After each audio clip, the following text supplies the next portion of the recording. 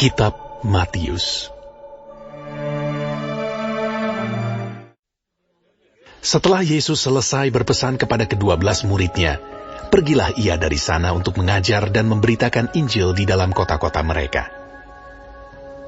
Di dalam penjara, Yohanes mendengar tentang pekerjaan Kristus, lalu menyuruh murid-muridnya bertanya kepadanya, "Engkaukah yang akan datang itu? Atau haruskah kami menantikan orang lain?" Yesus menjawab mereka, "Pergilah dan katakanlah kepada Yohanes apa yang kamu dengar dan kamu lihat. Orang buta melihat, orang lumpuh berjalan, orang kusta menjadi tahir, orang tuli mendengar, orang mati dibangkitkan, dan kepada orang miskin diberitakan kabar baik. Dan berbahagialah orang yang tidak menjadi kecewa dan menolak aku." Setelah murid-murid Yohanes pergi, mulailah Yesus berbicara kepada orang banyak itu tentang Yohanes. "Untuk apakah kamu pergi kepada hengkurun? Melihat buluh yang digoyangkan angin kian kemari? Atau untuk apakah kamu pergi? Melihat orang yang berpakaian halus? Orang yang berpakaian halus itu tempatnya di istana raja.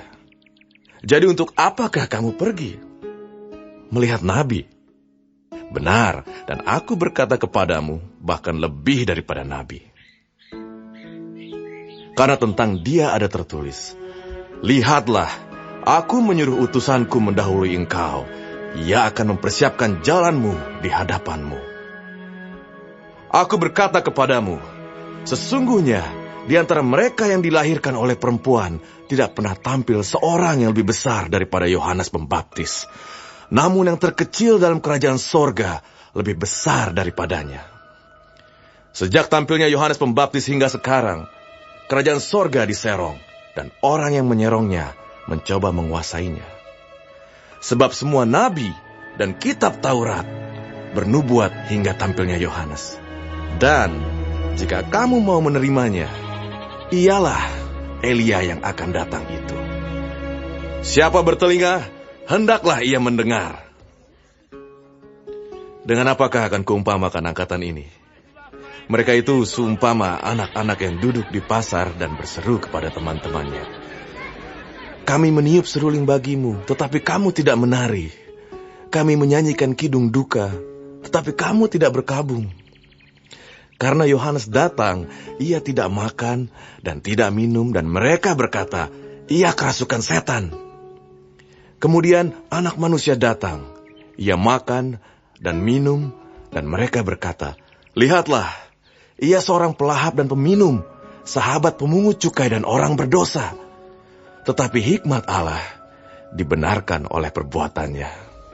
Lalu Yesus mulai mengecam kota-kota yang tidak bertobat, sekalipun di situ ia paling banyak melakukan mujizat-mujizatnya. "Celakalah engkau, Korazim! Celakalah engkau, Betsaida! Karena jika di Tirus dan di Sidon terjadi mujizat-mujizat yang telah terjadi di tengah-tengah kamu, sudah lama mereka bertobat dan berkabung.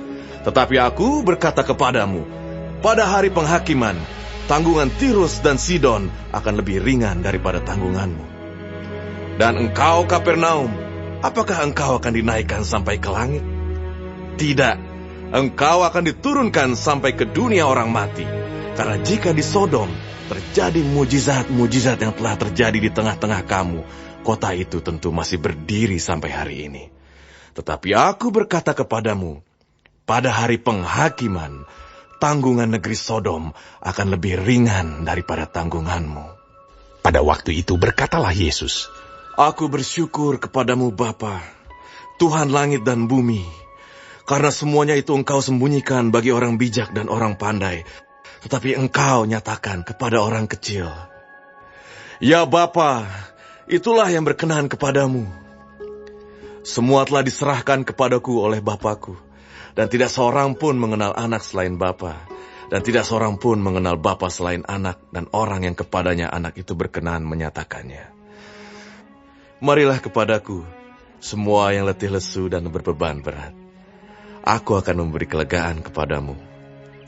Pikulah kuk yang kupasang, dan belajarlah padaku, karena aku lemah lembut dan rendah hati, dan jiwamu akan mendapat ketenangan. Sebab kuk yang kupasang itu enak, dan bebanku pun ringan."